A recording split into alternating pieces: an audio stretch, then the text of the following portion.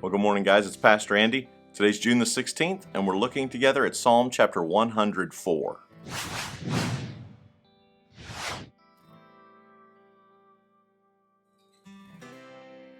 Psalm 104 is all about celebrating the greatness of the Creator and how awesome His creation is, keeping Him at the center. The psalmist opens this chapter up talking about, "Let all that I am praise the Lord. O Lord my God, how great you are. You are robed with honor and majesty. You are dressed in a robe of light. You stretched out the starry curtain of the heavens. You lay out the rafters of your home and the rain clouds. You make the clouds your chariots. You ride upon the wings of the wind. The winds are your messengers. Flames of fire are your servants." Talks about how creation is just as easy as God putting up a tent or setting up His house. It's that simple for our God because of how powerful He is. He goes on, "You placed the world on its foundation so it would never be moved. You clothed the earth with floods of water that covered even the mountains. At your command the waters fled, and at the sound of your thunder it hurried away. Mountains rose and valleys sank to the levels you decreed. Then you set a firm boundary for the seas so that you would never again cover the earth." What's this sound like to you when you start to read this and when you hear this chapter being read? It reminds me of Genesis and the creation and how God spoke everything into existence. And that's what the psalmist here is doing. He's remembering the creation of God. He's praising God for His creative power. And as we go through life, we need to stop and look at the creation that God's given to us. God made this world for us. We're the ones who are supposed to have dominion over it and power over it. This world was created for you, and this world was created for me. And instead of us focusing on the creation, we need to be focused on the Creator and how great He is. So he starts off with the greatness of God, then he goes through the generosity of God and how God has provided all of these things. He talks about how God provided food and water for the animals. He talks about how He's provided the grass and how the fruit and the livestock and all these things. So he's talking about how He's provided the food for our food and then provided for our food and then provides for us. So it's this great circle that God has created where He is providing for us through all of these things. He even says, verse 19, you made the moon to mark the seasons and the sun to know when to set. You send the darkness and it becomes night when the forest animals prowl about. He's talking about the Jewish calendar here, the seasons, marking the seasons, because the Jewish calendar was built around the seasons. So the psalmist is praising God for His creation. You made the moon. You made the seasons. You did all of this to provide for us.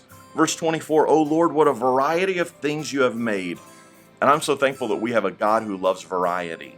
No two people are the same. No two snowflakes are the same. That's a creative, powerful God who is very interested in us. And I love the creativity that God has. "In wisdom you have made them all. The earth is full of your creatures." That word creatures there is also translated in other places, possessions and property. So everything that this world has belongs to God. The animals, us, all of creation is His. It's His to do with what He pleases. It belongs to Him. He's the one who spoke it into existence. So when we say, well, my life is mine, no, it's not. You didn't create it. God did. Everything belongs to Him. I belong to Him. I'm nothing more than a creation of the Creator. And while that may make us feel a little bit small, sometimes we need to get our focus off of ourselves and onto the one who created us. But once that starts to happen, then you think about how important we are to Him. He goes down through here. Verse 29, "But if you turn away from them, they panic. When you take away their breath, they die and return to dust." The very breath that we have comes from God. That's how important we are, that He gives us every breath. None of us have to walk around thinking, well, I need to breathe in, breathe out, breathe in, breathe out. No, we don't have to think about that because God built it inside of us, and every breath that we breathe is a gift from Him. Not just the fact that we have air to breathe, although that's a gift from Him as well, but the ability to breathe comes from Him. Verse 30, "When you give them your breath, life is created." All of life comes from breath, and the breath comes from God. So all of life is from him.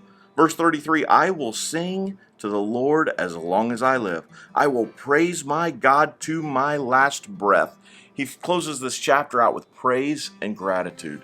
And sometimes we just need to get our attention and our focus off of us. And far too often, that's what we're focused on. Well, my life has changed. Well, my this has changed. Well, this is not going the way I planned it. My life hasn't turned out the way I thought it was going to. This didn't work out. That didn't work out. I don't have enough money. I don't have enough time. My kids don't listen to me. Just lost my job. My money is this, and church is doing that, and none of these things are going like I planned. Do you hear what the center of those things are? Me, my, mine. Not him. His. It all belongs to him. He should be the center. He should be the focus. Our creative God who created all of us, including us. And he deserves our praise and he deserves our gratitude. So spend some time today praising God for all that he is and for all that he's done for us. And let's show some gratefulness to him, because without him, we don't even get our next breath. And until tomorrow, God bless you and have a great day.